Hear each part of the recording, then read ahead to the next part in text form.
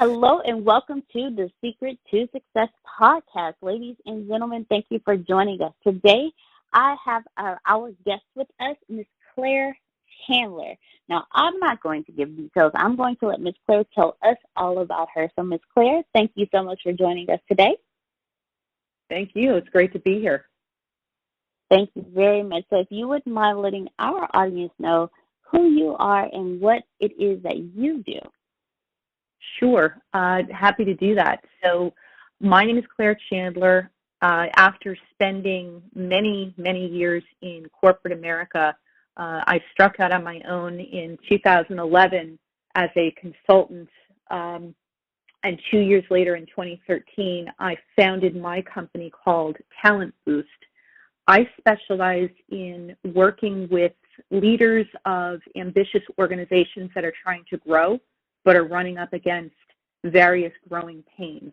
And I show them a better way to lead and to align their organization so that they can scale much more painlessly. All right. So being in the corporate America and coming out of that, what inspired you to start your company? Oh goodness, how much time do you have? It's a bit of a story, but I'm happy to tell it. So, like I said, I left corporate in 2011, and it was not a spur of the moment decision, but it happened in a year that was pretty life altering for me. So, in the beginning of 2011, I was on a pretty fast track. Along an executive track. So I was being groomed for an executive role in human resources, and I was a vice president at the time. And it was one of those things where, I was learning a lot, but I was also traveling a great deal and just moving 150 miles an hour. And it was one of those things where I wasn't sure if the track I was on was really where I wanted to be and where I wanted to go in my career. But I was traveling too much and working too hard and moving too fast to really give voice to that question. Until one day in the spring of 2011, that after having some curious kind of health issues, I had some tests done, and I was diagnosed with cancer. And so, that sort of brought my world to a screeching halt. I had to go from, a lot of travel and moving 150 miles an hour to literally taking a month off of work to have surgery, to recover, to rest and to recuperate. And it was during that time that I really embraced the quiet, and I embraced the opportunity to kind of reflect on where I was at that point in my life. You get a cancer diagnosis, and it immediately divides your world and your life into before and after. And so, I kind of went through all of the life is too short, that kind of thing, and finally allowed myself to give voice to that nagging question: was I doing what I was passionate about? And in the quiet, I finally had to come to terms with the answer, and the answer was no. And so, I spent, that month not just recovering physically, but really getting stronger mentally and emotionally, and kind of exploring, okay, if this is not the track I want to be on, what do I want to do? How do I want to change my life? How do I want to change my career trajectory? And I knew certain things that I did not want to do. I didn't have a crystal clear vision of specifically the niche that I wanted to go into, but I just knew that the corporate track was not going to get me there. So I came back to work. I had a heart-to-heart with my employer. I had been with the company for close to 15 years, and they were super supportive. And I just sort of took that leap. I stayed until the fall, and I went out on my own in October of 2011, and just sort of without a real plan and without a real firm grip on, like I said, my vision for the future. But that that whole experience of going through cancer, surviving cancer, and beating cancer, really was an experience that I wouldn't want to relive, but I wouldn't have traded for anything. Wow. That is the first time I've ever heard someone say that before. Oh, wow. No, I don't want to experience it, but I wouldn't trade it. You hear people speak their truths in their lives, and they say, yeah, that's not something I would want to experience again, but I wouldn't change it. But in the case of getting that diagnosis, going through that process, I've never heard anyone say that. And there's something you said in the process of doing that. You said you embraced the quiet. How important was embracing the quiet, not only for your recovery, but for your decision to move from where you were to where you are today? Oh, that is such an awesome question. And it is such an important question because we all get so caught up in the noise of busyness, right? I mean, we're so conditioned and we're so trained to always be moving, always be productive, feeling guilty if, when you're in the corporate space, you're given vacation time, but you're almost made to feel guilty if you ever use it. And so, we're trained that way, and we're conditioned that way, that slowing down or coming to a complete stop or having holes in your calendar where you're not, visibly booked on doing anything productive, are all sort of viewed as things to stay away from. And, I do a lot of work with leaders, obviously, and it's one of the biggest obstacles that I know, that I kind of discovered through that period of self-reflection, kind of looking back at, my trajectory in corporate, that a lot of leaders fall into. It's, you have to find ways and make time for quiet reflection. You cannot lead a business, grow as a person, build a following of loyal employees and people that are going to, buy into your vision for the success of the company if you don't spend adequate time really reflecting on, who you are as a person, what you want the business to be. Regardless of the size of a company, it is an amplification of its leaders, whether it's a small startup company that is the physical expression of its founder's personality, or a larger company that, the culture is sort of shaped by the senior leadership. If you don't intentionally spend time in quiet reflection, I know for me that was forced upon me, right? The cancer diagnosis, you have no choice but to take a month off of work and deal with this. This is not something you can put off. For me, it was a forced reflection, but it was so valuable, to the point of your question. I mean, it is so valuable to recognize when and how and why you should pivot. And it's those pivot points, those transitional points in your life, in your career, in your business, in the way that you lead and in the way that you contribute to, the mission of your leaders, that is so, so critical. Wow. Thank you. Thank you very much. I hope that our audience, ladies and gentlemen, that you are taking notes. Embracing the quiet is very critical, especially when it comes to, I like how you put that, to the pivots in your life. Because there are several times in life where you pivot, and your pivot led you to create an amazing company that literally, can you tell us about your pivot to the Whirlpool Effect? I like that. I actually I like that. I like that title, the Whirlpool Effect. Can you tell us more about that? Absolutely. So, a lot of leaders. So, I just said a few moments ago that a lot of leaders kind of run up against this challenge of not making time for quiet reflection. The other thing that happens with leaders is they quickly get disillusioned. So if they were intentionally aspiring to become leaders, what often happens is once they get into that leadership role, it's not as fun as they thought it would be.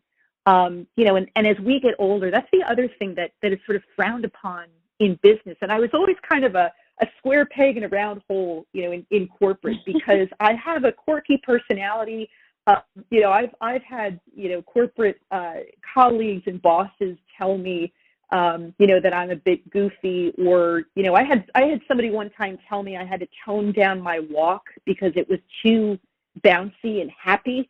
And of course I didn't do that. I just did it even more. But, there's this point when we become, further removed from childhood, and our childlike selves, which never actually go away. They're still inside us.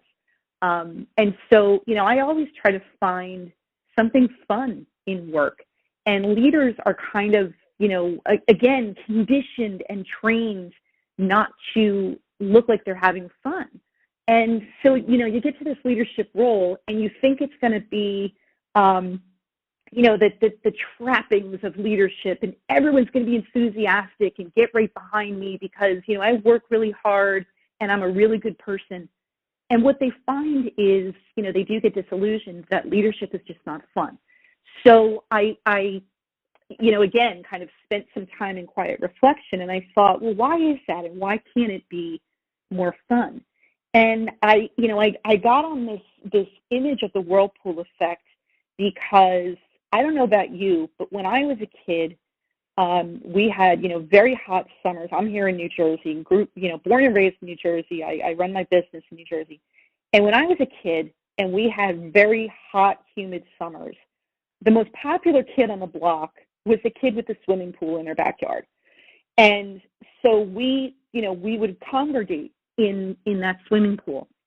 And invariably what would happen was at some point, all the neighborhood kids would come together. And at some point while we're in the pool, somebody would say, Whirlpool.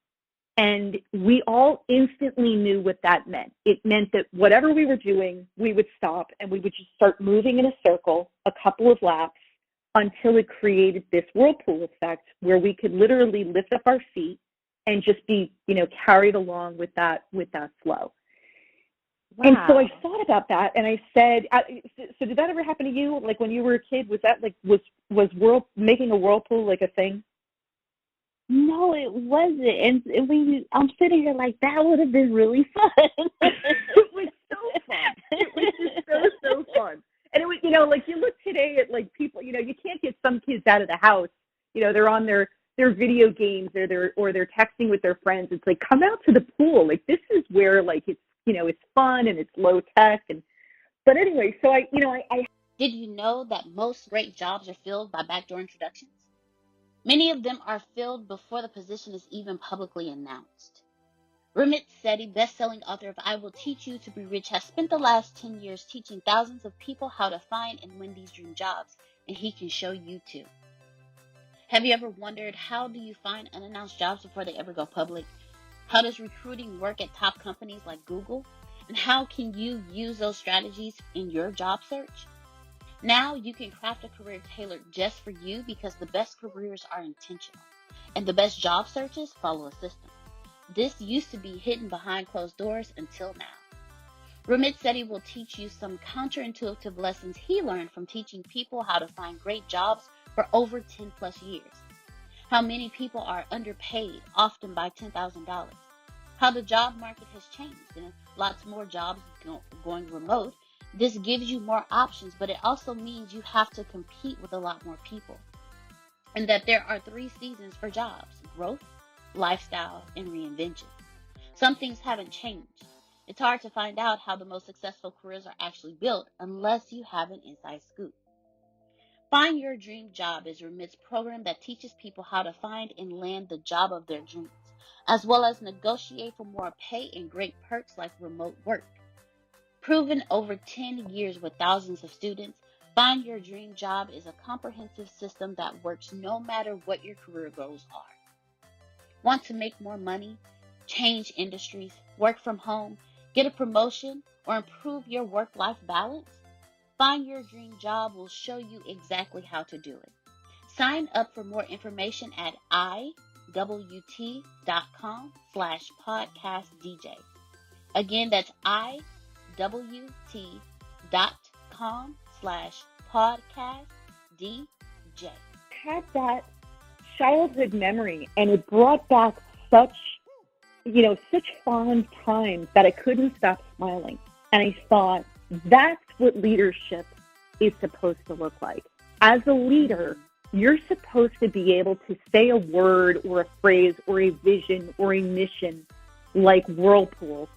Obviously not that word, but get that same reaction as if everybody around you knows exactly what you mean and exactly how they contribute to that mission and what their individual role is in achieving that effect.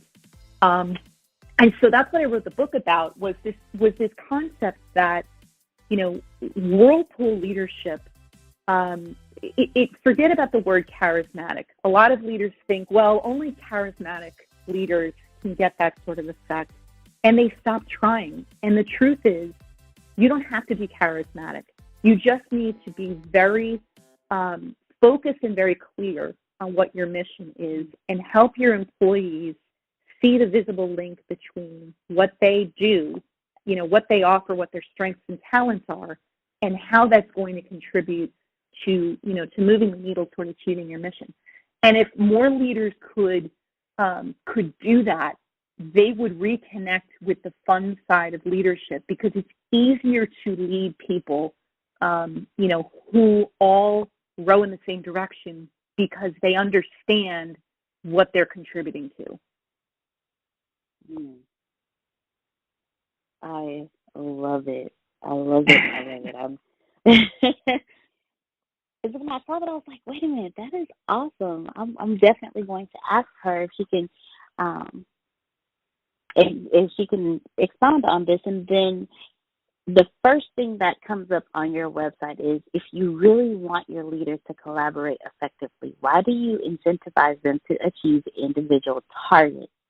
And now that you've explained the Whirlpool Effect, I now understand this. And so, can you, for us as leaders, as CEOs, as those who are going into business for their own, can you go into detail and help us understand the importance of creating that work environment that helps all of our employees, all of our team members, not just our leaders, but also our team, those that our leaders lead, to be one, to be a unit, to do that Whirlpool Effect and be one cohesive unit? Can you elaborate on us with that and help our audience understand as well? Yeah, absolutely. As you could tell from my website, it is a huge pet peeve of mine that companies over time devolve, not evolve, but they devolve into this more siloed mode of operating, and no one creates a business with that intent, right? No one starts a business and says, well, starting tomorrow, so we're opening the doors today, and starting tomorrow, finance will only look at finance and will only cooperate with finance, and operations will only do their thing, and human resources will only do theirs, etc. It happens over time, and every CEO I have worked with, when we first start to kind of talk about what are your pain points and what are the problems, invariably they raise that as a complaint. They say, I just can't get my folks from the senior leadership on down to work together, to collaborate. And I always say to them, I say, well, it's great that you want that, and it's great that you expect that, but how are you assigning goals, and how are you incentivizing people to reach their goals? And I always get that sort of, if it's on the phone, there's dead silence, or if they're sitting in person, it's the deer in the headlights look, because, they realize that they're incentivizing, their whole reward system and their whole culture is based on reaching individual targets, whether it's individual to a division, to a team, to a location, et cetera. And that's great if you just want to make really, really solid silos, but you're never going to grow, not the right way. You're not going to sustain. You're going to lose market share to your competitors. And you wonder why this mentality of us versus them happens. And it's not us versus the outside competitor. It's us in sales versus them in operations. It's us in New Jersey versus them in Texas. It's right. So it's all of this internal competition that is not serving the common good of the company. And so the way you get around that, and so, I say that to CEOs, and the first thing, if the HR leader is in the room, they're trying to make themselves as small as possible, because they think what I'm saying is you've got to revamp your entire compensation system. And you don't have to start there, nor should you. What you really need to do is get people in the same room and, not... I talk to so many companies where the only time they bring the executive leadership around the same table is their monthly meeting, where they just, go around the table and give a progress report. And so all that does is update each, the other silos on what their silo is doing. And everybody else tunes out because they don't think it impacts them. Well, it does, because the longer you operate in silos, the thicker those walls get.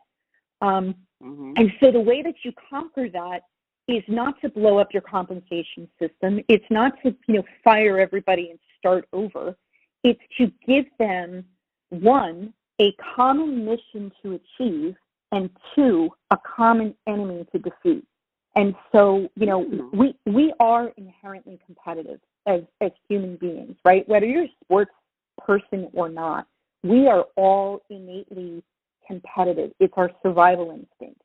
So channel that competitive nature toward teaming up together to achieve a mission and to conquer, your closest competitor, an inefficiency that you've got in the company, a process that just doesn't work, a metric that is just absolutely stymieing you, like increasing customer complaints or quality defects or, whatever it is. But that's how you conquer silos. You bring people back together and you remind them that we are here for a common purpose. And if the people around the room don't know what that common purpose is, then you've got to start, even a couple of steps earlier and rebuild what that mission is all about. I really loved when you said it. Come together for the common mission to defeat a common enemy, because we don't think that way. Like you said, we're all in our own silos, and we're like, no, we have to be better than this department, or this is our department. We do this. No one can do what we do. And that's exactly right. And one of the things that I've learned with Antonio is there is no, while yes, you are the head of this department and this department, there is no individuality. We are all one team. So here is the team goal. Here is what we're doing as a team. And then it's just like marketing over their sales over there. There will be no income flow if the marketing department doesn't listen to what the sales department is saying, because the sales department is the one that's belly to belly with the customers. That's right. And if the marketing department isn't listening to the sales department, the marketing department is going to miss it every single time, and there will be no fresh leads coming in because you're marketing to the wrong people because you're not listening to the sales department. So I really love how you put that for us, and it leads me to my next question. You say that you were actually being trained to become an executive in the HR department. What you told us what inspired you to start your company, but what inspired you to go as far as let me go in here and help these executives? Like, where did that passion come from? Love it. So one of my very good friends and close colleagues back in my corporate role, said to me one day, she said, you know what? She goes, you don't really, and she kind of recognized it before I did. She said, you don't really aspire to the executive chair. And I said, I'm curious why you observe that. And she said, because you're a kingmaker. She said, you're the person who is the behind the scenes, the voice in their ear about, how they should lead better, communicate more effectively, et cetera. And it was such an interesting observation, and I hadn't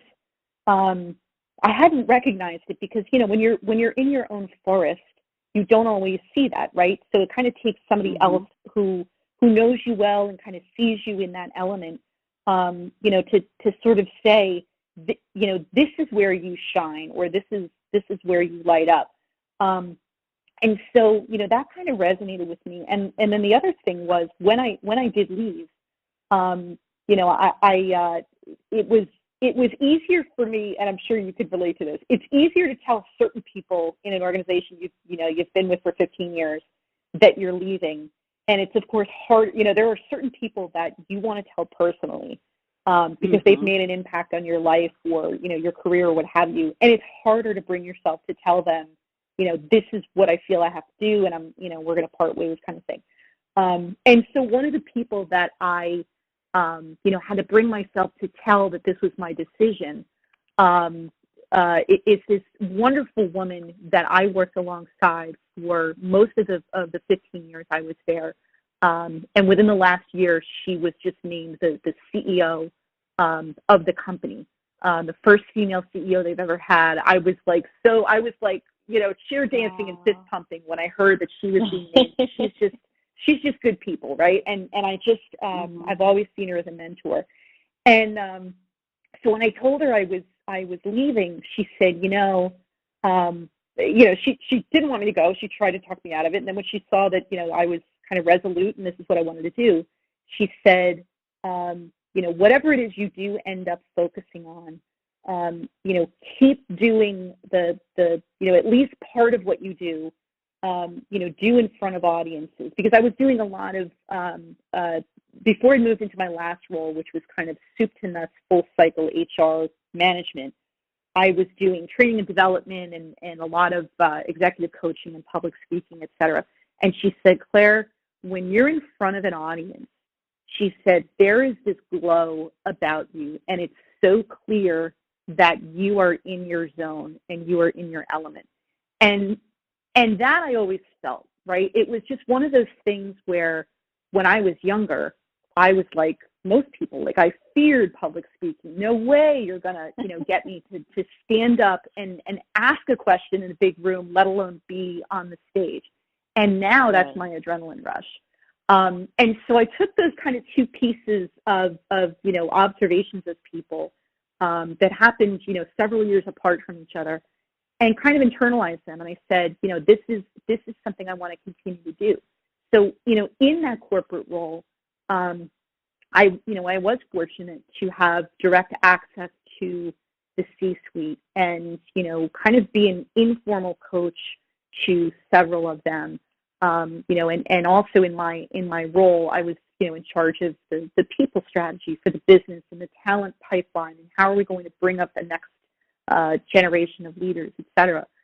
When I went out on my own, and I was still trying to find my way, so between 2011, when I, started my sort of entrepreneurial venture, and 2013, when I formed my company, I ended up kind of getting into a niche where I was helping smaller startups, mom and pop companies, and other companies that were kind of small but growing, help them put in more infrastructure from a people perspective. So if they started small, they were kind of making the rules as they went, and they didn't really have standard processes or philosophies about who they hired, how they hired, how they sort of onboarded, et cetera.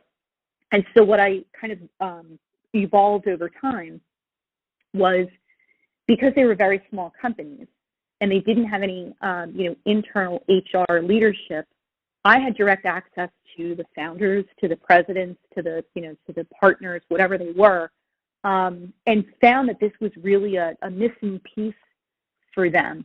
Having that sort of emotionally detached, invested in their success, but somebody who's emotionally removed from the day-to-day drama, and somebody who could, be that voice in their ear that I had been in my corporate role. And so I loved those two things. So kind of, fast forwarding to when I established my company and has further evolved it to the present day. Those really are my passions. It's, being able to work alongside the senior most leader and then their team, to sort of help them bring their mission and their vision to life and align their leadership and their people around that. And also bring large groups together and, kind of facilitate for them some breakthroughs, because, I don't come in there, I don't have a PhD in neuroscience or any of that. Like, I'm not giving them any sort of, breakthrough technology that I've invented. What I'm doing is getting them out of their own way and bringing from them, right, from inside of them, what makes their company great, what makes it unique, what's sort of that unique DNA that they have lost sight of because of this, the silo building and the us versus them kind of internal competition. So kind of a long-winded answer to your question, but that's kind of how I took those seeds of what I was passionate about in my corporate days and really kind of, wove those into my, what my niche specialties are. Thank you. Thank you very much, because that it was not long-winded at all. It was perfect because it lets us know. It lets us know, it's first off, you can hear the passion when you're talking about it. And when you made the comment, I didn't go into like neurology or anything like that or neuroscience. What you did was you literally just brought out the child, like the thought process of the child. Children are so simple. They just want to have fun and enjoy. But most importantly, you always see them work together. Yeah, that's right. No matter what they're doing, they could be mad at each other 1 minute, but right back together the next. Yep. And I'm listening to you talk about everything. And then when you broke down the Whirlpool Effect, I'm like, she's literally just living. She's letting her child run free, and she's teaching others, don't let the child die. Like, bring that to your business, because that's what's going to build the environment and the culture of your company to where people will want to be there. Yeah. I love that you just made that observation, because I hadn't, even though, the Whirlpool Effect was obviously a conjuring of this really fond childhood memory, I hadn't really seen it as bringing out the child from within the leader in such an articulate way as you just eloquently said it. So thank you for saying that, because that's such a keen observation. I love it. You're very welcome. Miss Claire, I've really, the more I get into business, Antonio teases me all the time because he tells people, and he said, in no disrespect to her, she is still a child, because my life is my imagination. My business is all imagination. He always tells me, okay, look, I need your gift on this. I have the gift of futuristic ideation. So he'll say, okay, so what does this look like to you? And I'm sitting here and I close my eyes and I think.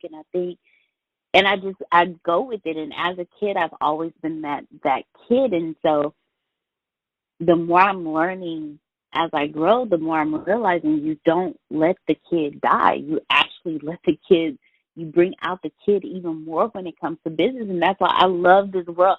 I really love this Whirlpool Effect. I'm going to have to send you a copy of the book then.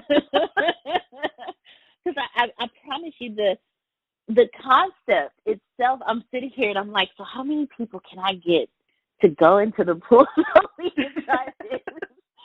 It's better with a round pool. A rectangular pool, it's a little bit harder. It just takes a couple more laps. So if you've got the option, go with a round pool. It's a lot easier. But it is truly a lot of fun. It really is. And then to take that same concept and like, okay, as an adult, how do I apply it? And you can apply it in more than just business. How do I apply this Whirlpool Effect in my household? How can I have all of us in our household go in the same direction to create this whirlpool within our home? How can I help create a whirlpool within my community? How can I help create a whirlpool, amongst my friends? And the concept itself is wonderful. And the wonderful thing I love about having a child's mind is children take what adults think are the most out of this world, hardest concepts, and they symbolize. They make it so simplistic. And when I think about the Whirlpool Effect, that's what I think. I'm like, all this stuff that we make hard in business, if we just create a whirlpool and involve everybody in it, it'll flow in one direction smoothly, and eventually we'll be able to just pick up our feet and just go with the flow. That's right. There's a reason that seeing the pure joy, and that's in fact what it is, the pure joy on a child's face, or, I often say that the best sound in the world is a baby or a child laughing. The reason those are things that even the crustiest old leader who's, never smiles at his people, finds themselves, smiling along with that, is because, and you just said it, that the child in us never died. We didn't grow out of that. We just kind of forgot that they're still there. And, it's the same concept as when people say they're in a zone. So I often ask people, when was the last time you were so engrossed, and you said your business is kind of imagination, so I'm sure this happens to you a lot. But when was the last time you got so engrossed in what you were doing because you were, I don't know, creating something or writing something or doing whatever it was, that you lost such track of time that the next time you looked up it was dark outside or 3 hours had gone by, right? And so a lot of people talk about that in terms of, oh, well, I was in the zone. What you were doing was you were channeling that childlike self of yours. And as a very good friend and business mentor of mine puts it, you were playing with your crayons. And, that's part of what he talks about all the time is, you want to get to a point where, you do what you're passionate about, you do what you're great at, but that lets you play with your crayons as much as possible. I mean, why do you think there are coloring books now that are marketed toward adults? Because we love the simplistic joy of crayons, of coloring. Okay, right? Don't laugh at me, but I have a couple of them. Yeah, of course I do too. Oh, let me tell you something. I saw it as a pinnacle of my success that I splurged on the big box of Crayolas with the built-in crayon sharpener, because when I was a kid, money was tight and we could never afford more than the 16 crayon box. And I always got the broken ones because I had an older brother, so I inherited his crayons. So it was like a huge thing for me to treat myself when I bought a coloring book for adults, and I got the big box with the sharpener in it. Okay, I thought I was the only one. Heck no. Thank you. No. Thank you, Ms. Claire. I always wanted the big box, but I had the younger brother, so of course everything I had I shared. So I'm like, I don't want that. And you never got it back, because if you got it back, it was sticky or chewed on or broken. or either we had to get the same, and because he was too young, he couldn't get the or I couldn't take it to school. So no, you can't take that to school, but I still want that. Like I want And now they have the big one that has the colors that they're in a circle because there's so many of them, and then there's so many that I thought it was. I know. See? Okay, so you're like in that zone, right? I mean, because it is. I don't know anybody of any age who, if you have to put a child next to them so that they don't feel silly to themselves. You put them in front of a piece of paper or a coloring book with crayons, and you say, "Could you keep this child busy and color with them?" That any adult is not going to enjoy that, right? I mean, come on, we've got to just be honest with ourselves. But that, but just kind of bringing it back. I mean, that is what really successful people have figured out, is how to bring out the childlike pure joy, because they are doing what they, what is in their genius zone, right? What brings them joy to bring out, because they are naturally good at it. They feel good when they're, when they're doing that thing. And it does extend to leadership, and leaders, where leaders kind of trip themselves up around all of this is they tell themselves, well, I'm a leader, so I have to act like a leader. Well, what does that mean?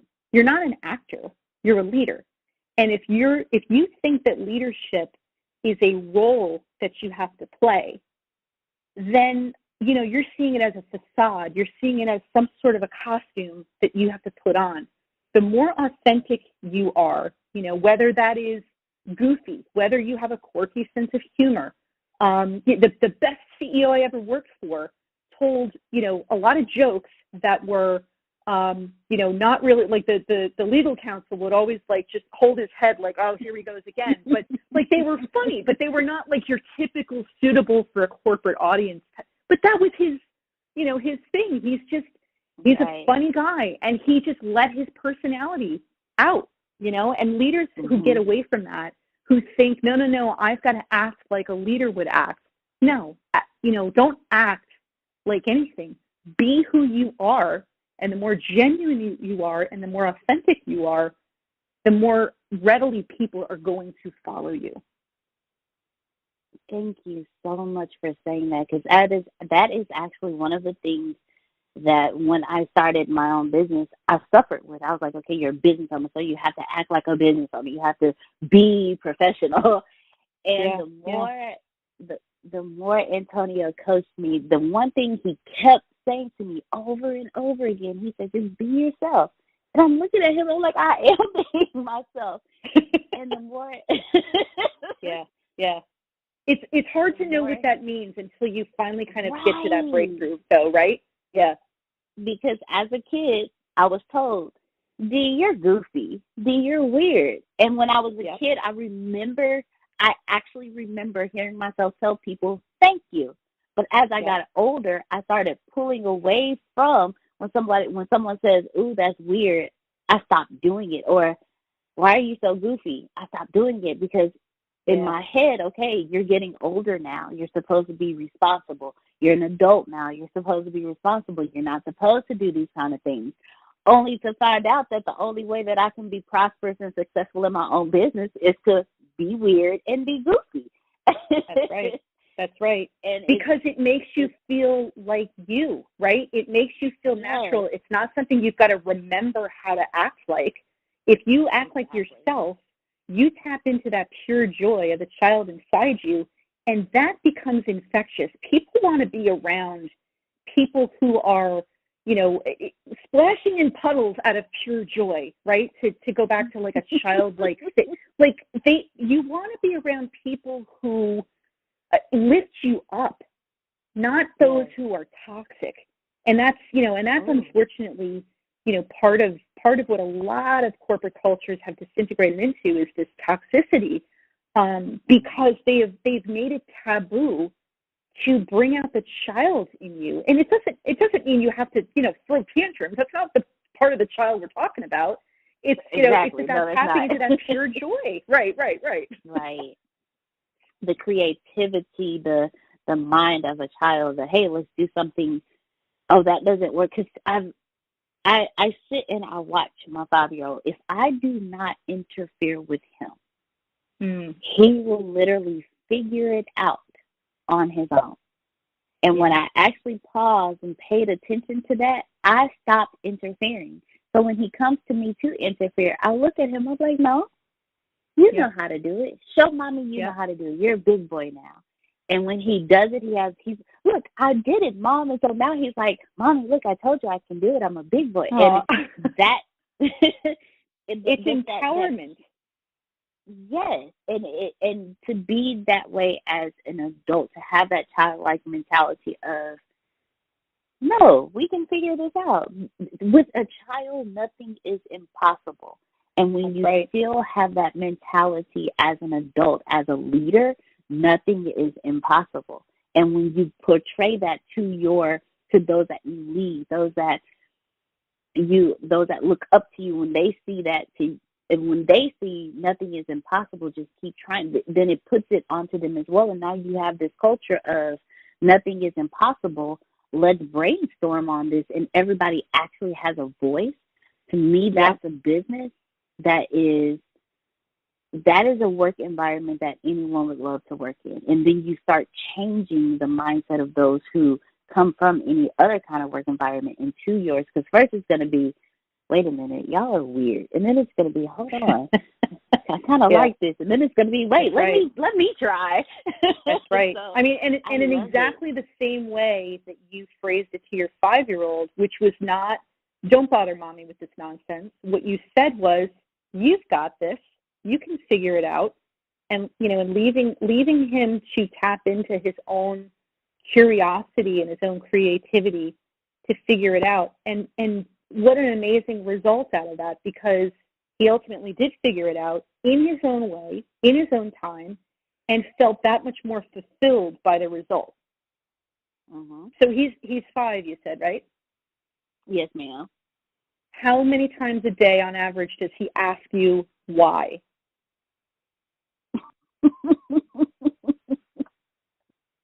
A lot, right? I mean, you stop counting. But the reason I ask that question is because it is one of the most powerful words, questions, statements that leaders have in their arsenal that they forget that they have.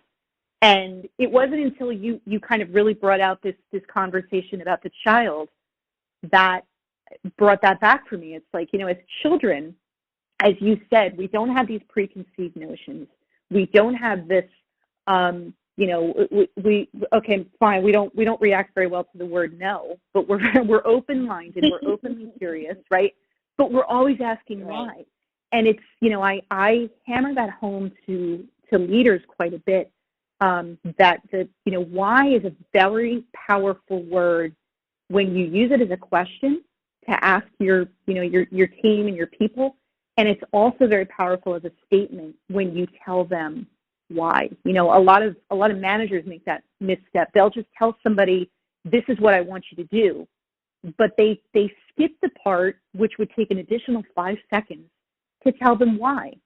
And if you tell them why and they see a link between, okay, you're not just giving me busy work because, we have to fill the hours, but you're actually giving me something that when I accomplish it will help us move the needle because it contributes to the team effort, well, that becomes a much more powerful task. Yes, definitely. And the whys never stop. So they never do. They never do. So, and I started noticing that every time I answer a why, and it still leaves a question for him, the next question is, but why? And then the next question is, but why? And once I actually break it down to a way that he understands it and he's satisfied with it, okay, mommy. And then he just goes and plays like we never had this conversation. And I'm sitting here like, you just asked me, but why 2,500 times, and now you're going to act like the conversation never happened. Yeah, it's like, okay, you pass. I'm going to go back to my drawing. Exactly. Well, and it's so funny. So he's way ahead of his time because a lot of leadership experts say not only is why a very powerful question, but there's this school of thought that says you should ask why 5 times, and not just why, but as you kind of peel back the layers and go deeper into, if you're looking for a root cause of a problem, or you're looking for a solution or some new way forward. They say if you keep going deeper with each why, by the 5th why, you get that "okay, mommy" moment, right? It's like, all right, okay, now now we fully understand. We've stripped out the layers. It kind of speaks to being transparent as well, right? I mean, there are a lot of things that leaders, can't show their people, what's going on behind the curtain. But there are a lot of things that they can, and it's certainly around the why this decision has been made, why we had to close down a division, why we're going to go in this direction or make this course correction. I can't emphasize that enough with the leaders that I work with, not to shortcut the why at every stage. Because it's so important. We need meaning. We don't want to just be told what to do. We want to understand why that matters.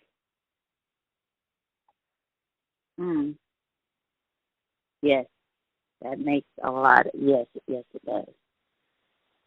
And so this leads me to another question. You were, again, you said VP going into an executive level in human resources. How important is it, not only just in the corporate setting, and you just spoke on it, but I would love for you to go into a little bit more detail, that you've realized the importance of why when it comes to executives and their mindset and how they lead?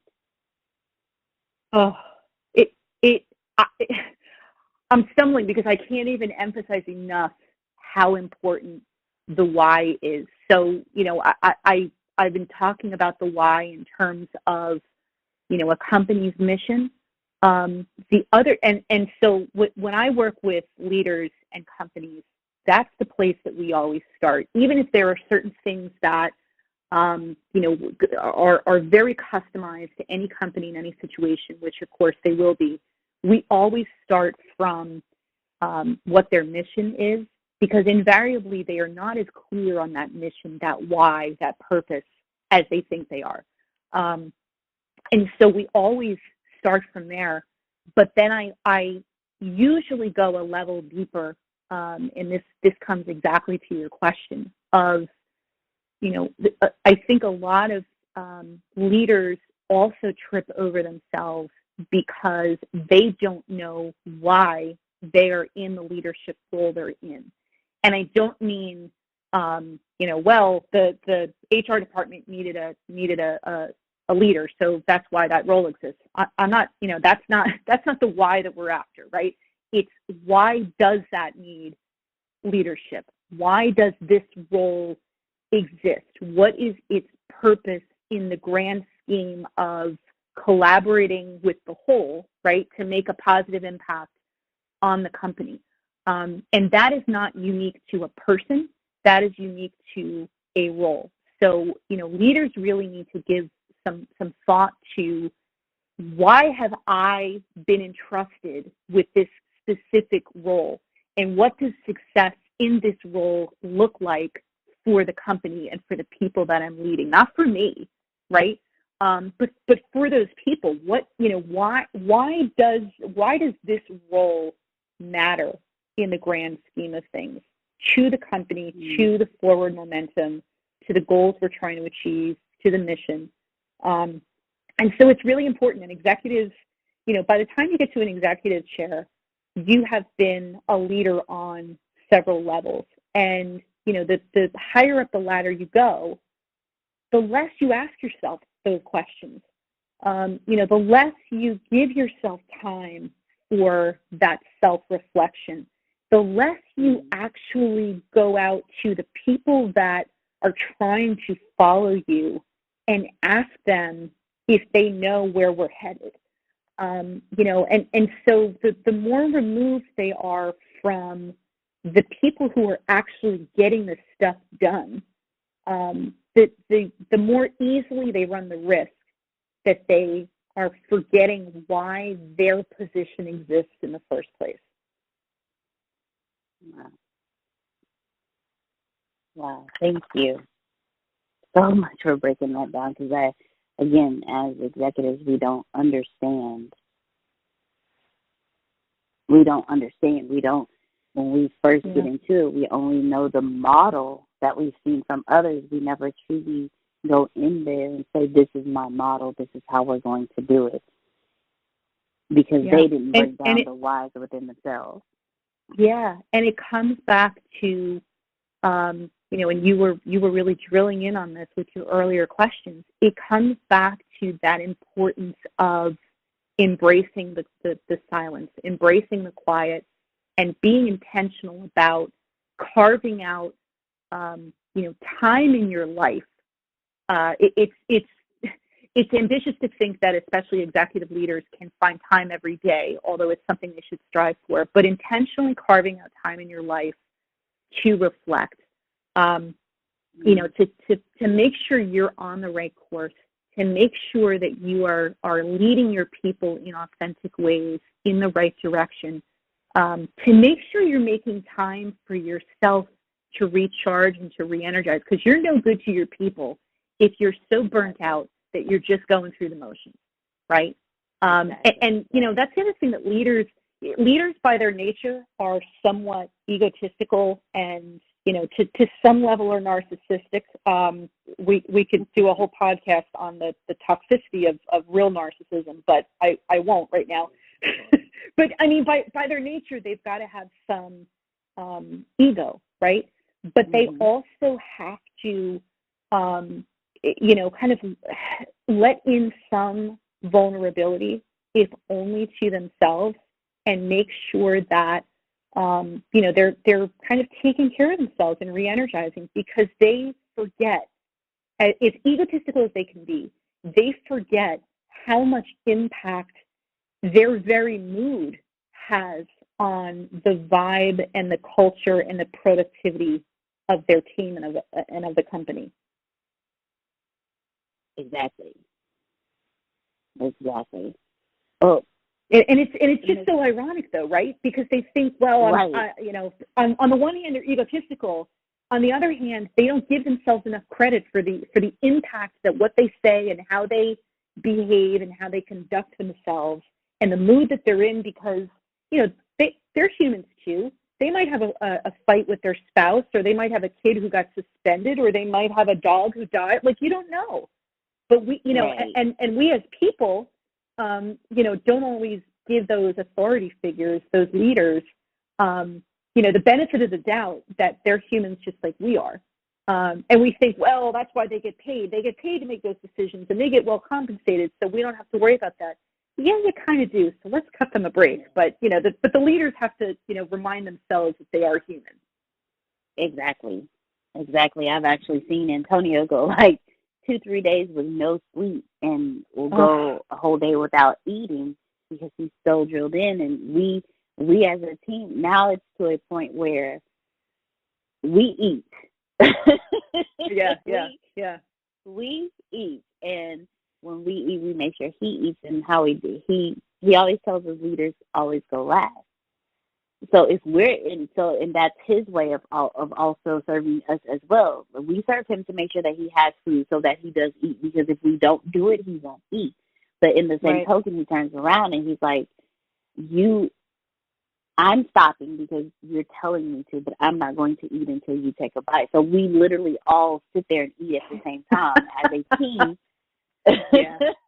Yeah. And it's so pretty, important. It is, and it's created a bond between us in the office to a point where we now take care of each other. When because of what's currently going on, we all work remotely. But if at any time we are in the office, it's still that culture is still there. If we have if we've had guests come in, the culture is there. We had one of our team members from India fly in and be with us. He was with us for almost like a month.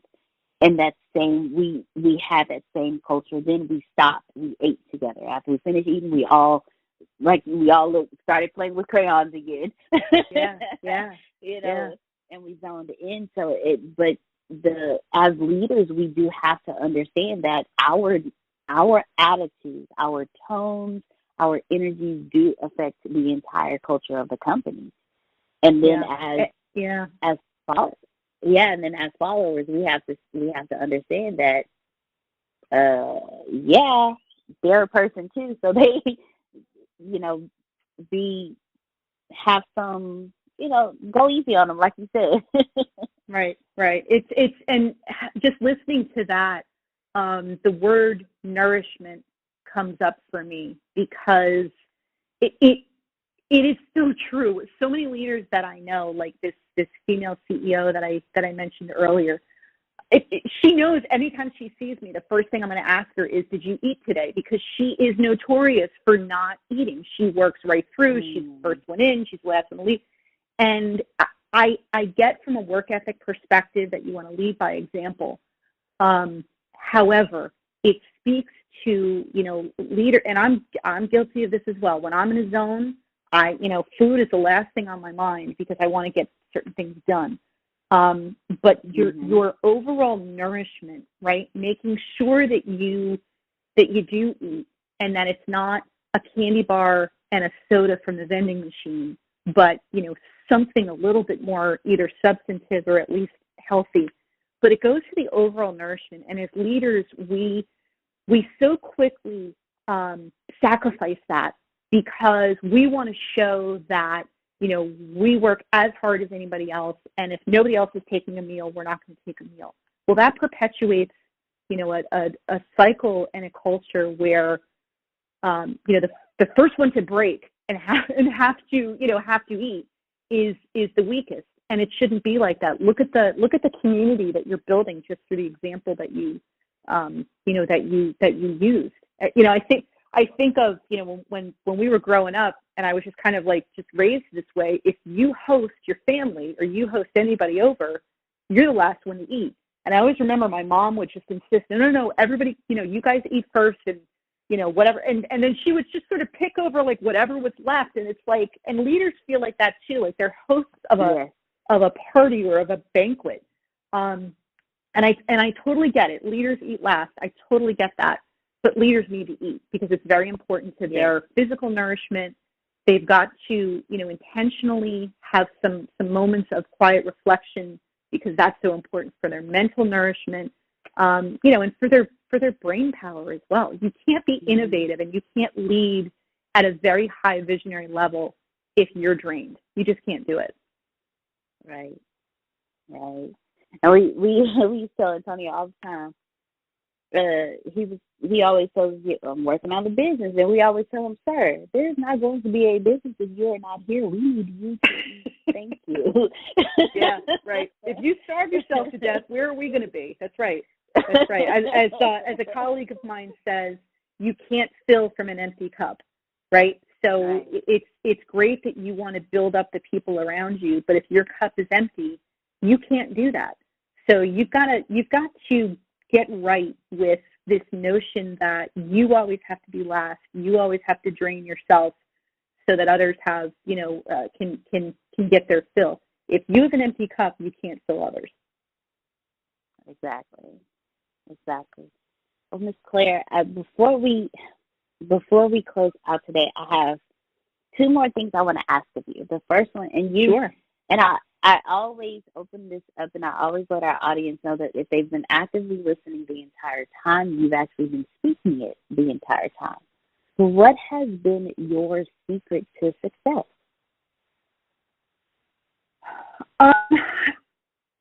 I would have to say, this is going to sound really hokey, it's optimism. And especially right now, we haven't even mentioned, COVID, and when this airs, I don't know where we're going to be, but COVID is certainly not going to be completely in our rearview mirror, unfortunately. And it's still, I talk to friends, I talk to colleagues who are all over the spectrum in terms of, dealing with anxiety, dealing with depression, even if it's not, their business unfolded. Like I was just on a conversation this morning with a dear friend of mine, and he said business is really good, and he said, but I'm still dealing with the depression, the overwhelming weight of what we are going through as a global community. It's something that we can't lose sight of. But and certainly, some of my clients, their business has slowed down. The work we've done together has, shifted from long-term strategy to more short-term, how do we keep the lights on? But I really do think the secret to my success is my optimism. It's the reason that, when I was in corporate, I was told my walk was too bouncy. I was, just quick story on that. When I was still going through follow-up treatments for cancer, like I was, going to my doctor every month and getting blood work and whatever. And I remember one time I was, on my way to, go into one of the booths so they could draw blood or whatever. And another patient in the waiting room stopped me and she said, I just have to tell you, you have the happiest walk.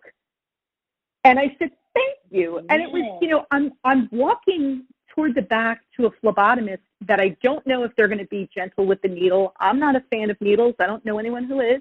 And it was just, I've always had this bouncy walk, and it's not fake. It's just, I'm just an optimistic person. And I think it's one of those things where it's not like, I haven't had tough times. I mean, yeah, I went through cancer, but like you have to have optimism because your mindset, it leads you to your skill set, if that makes sense, right? Like if you have all the skills in the world, but you have a toxic mindset, you're going to waste those skills. You can be the smartest person in the room, but if your mindset tells you that this meeting is going to go badly or I'm going to fall flat on my face, it doesn't matter how smart you are because that other voice is going to drown it out. So, my optimism, my faith, my, just knowing that where I am is where I'm meant to be, and that I'm not, necessarily setting my sights on one specific destination, but I am going to be darn sure to enjoy the journey. There you go. I love it. I love it. I'm so happy somebody stopped you and told you in a place. We always know who's meant to see who we genuinely are by those types of comments. Yeah, right. You went from an environment where they told you your bounce was too happy and to tone it down and you're too quirky, to a place where someone stopped you and said your bounce is so happy, because you have no idea what you did to that person on that day. They needed your walk. Yeah, exactly right. Exactly right. Just like when you are the parent of children and you think they're in the other room, but they hear everything, right? You don't, as a leader, as a parent, just as a fellow human being, you never know who's watching, who's paying attention, who's observing. And that's not meant to creep anybody out. It's to say you never know the impact you're going to have on somebody. And it could be years down the line and someone could say, you told me once this, or I saw you do that, and it really, changed me or affected me. And you just don't know. So just live your life to its fullest and enjoy the journey, and play with your crayons, because that's what life's about. Yes. Play with your crayons. You make me want to pull out my coloring book now. I know. I want to do it too. I haven't done it in months, so I think I'm going to whip that out today. Oh my goodness, Ms. Claire, I have truly enjoyed speaking with you today. Can you please tell our audience how they can connect with you, reach out to you, how they can follow you? Yes, happily. The fastest way, the best way to reach me is on clairechandler.net. And there you can see a little bit more about what I'm about, and my social media links are there. And if you want to reach out and have a conversation with me, there are links for you to do that as well. Awesome. Thank you so very much for joining us today, Ms. Claire, on the Secret to Success podcast. It has been a pleasure. Ladies and gentlemen, please go play with your crayons. I love it. I love it. I've loved the conversation too. Thank you. Thank you. Thank you very much, ladies and gentlemen. Thank you so much for joining us today. I'm not sure if you already know this, but you're already absolutely perfect. You're already absolutely great, and you're already living in massive abundance. The most important things that you have is not what you have, it's not what you do, it's what you know. Because the people who do know what you need to know to lead the middle class, they're in the top 1%, and they control 96% of the world's income. 97% of this world is trading time for money, and that is not the way to become rich, it's not the way to become wealthy, and it is absolutely not the way to leave the middle class. There are 7.8 billion people in the world right now, and they all want to learn how to make money and how to leave the middle class. But the way to become a master at anything is to learn all the rules and then bend them to your favor. Right now in this world, there are 2,057 billionaires. Right now. So if you think becoming a billionaire is impossible, that's 2,057 people that have already proved that impossibility incorrect. And if you think that's crazy, there are 46.8 million millionaires in the world, worldwide right now. Now think about that. 46.8 million millionaires, and that number grows 1,730 millionaires every single day. Money is everywhere. You don't need to max out your credit cards. You don't need to borrow from granddad and grandma. Just look behind me. Look at all the wealth sitting behind me in this junkyard. It's insane how much money is everywhere, and you don't need to go out there and beg, borrow, and steal to get it. You just need to know the rules of making money and how to leave the middle class. Essentially, all you need to know is the algorithm of making money, the rules of making money. All you need to know is what to do and how to do it, and you can leave the middle class. Any industry, yoga, golf, underwater basket weaving, clipping fingernails, it doesn't matter. All you have to do is know how to do it, how to get it done, and then find somebody to teach you how to do it, how to get it done, and you will be able to leave the middle class. If you're not getting my point, it's real simple. Whatever you have up here, as long as you understand the rules of leaving the middle class, as long as you understand how to get money, you can take what's up here and get wealthy from what you already have. Right now, the very thing you know up here is already being searched 1,000 times a second on Google. Someone right now, actually 1,730 people right now are going to become a millionaire from the stuff that you have in your head. Why can't this be you? I mean, it's 1,730 people with your ideas that are no better than you, that are going to leave the middle class, become a millionaire. Why are you not next? So how do we do this? How do we take what you know and apply it to objective money-making secrets and then allow you to leave the middle class? How do we take you from where you are and let you escape to where you want to go? So how do we make all this money, or take all this knowledge from the Warren Buffetts, from the Elon Musk? How do we take everything that everyone before you has done, and how do we take all of that and then put it in your head so you can leave a legacy for your family? My name is Antonio T. Smith Jr. 32 years ago, I lived in a trash can. That's right, from 6 to 14, I had no running water, no electricity, no anything, and somehow I'm in the top 1% today. Not because I had the right background, not because I had a silver spoon in my mouth, simply because being homeless made me learn how to make money. I retired when I was 29 years old. I'm more than likely younger than you. I'm one of the top 1% income earners in one of the richest countries in the world. What I learned how to do when I was 6 years old was learn how to generate enough money to eat some cookies so I wouldn't die to death from starvation. From there, I learned how to go from cookies to a meal, from a meal to clothes to shelter to everything else that supplied my necessary needs. When I was 6, I was forced to learn how to make money, and now that's what I'm going to do and help you do.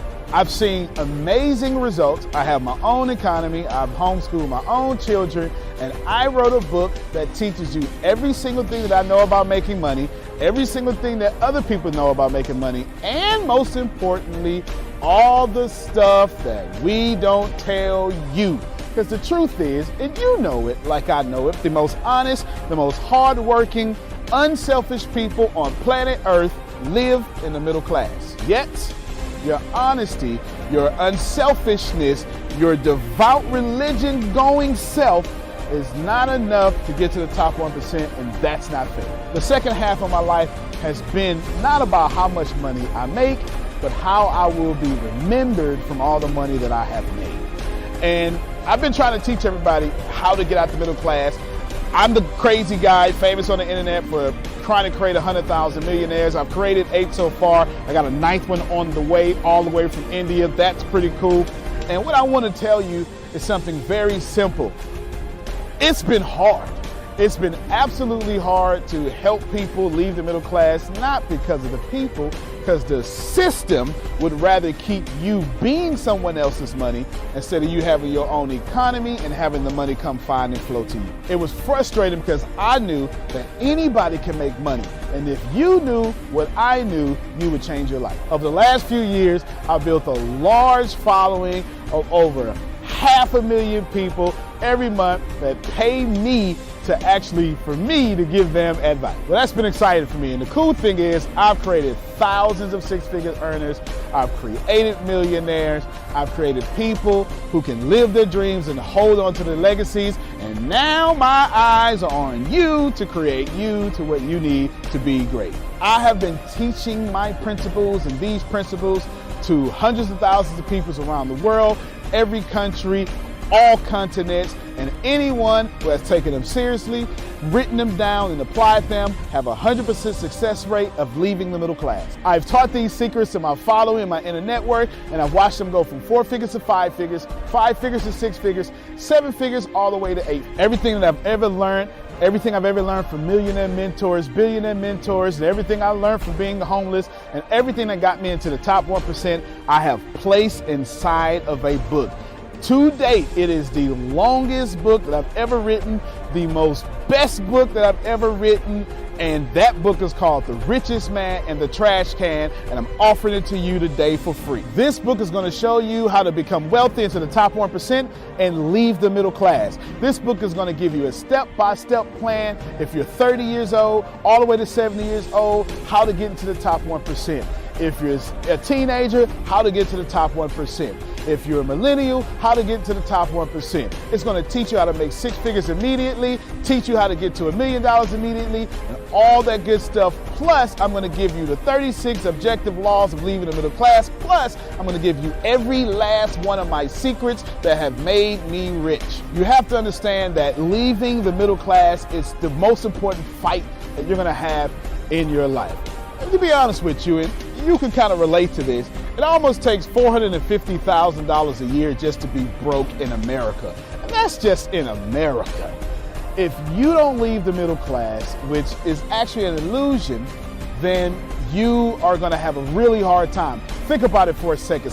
Most of you going to be watching this are going to be baby boomers, and you've been sold a bad check. They lied to you. Your retirement was not enough for you to live comfortable, and I'm going to give you this book for free so you can figure out how to triple your retirement and then quadruple your retirement, and then, as Grant Cardone would say, 10x your retirement so you can live the life that's worthy of you. I want you to remember that leaving the middle class is the most important battle that you could ever face in your entire life, especially for your family. So consider this video, this book, your friendly tap on the shoulder.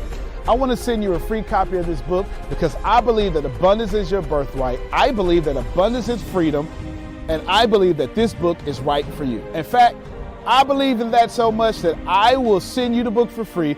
All you have to do is cover the cost of shipping. I'll eat the cost. I'll take the loss. And all you have to do is get the book and dominate your reality right now and apply the principles so you can be the best person for your life that is yours. Fill out the form sitting right there to the right. Go ahead, dominate your reality. I can't wait to send you my book. I can't wait to meet you. I can't wait to have you as someone that's been on the journey with me. Antonio T. Smith Jr., you can plan.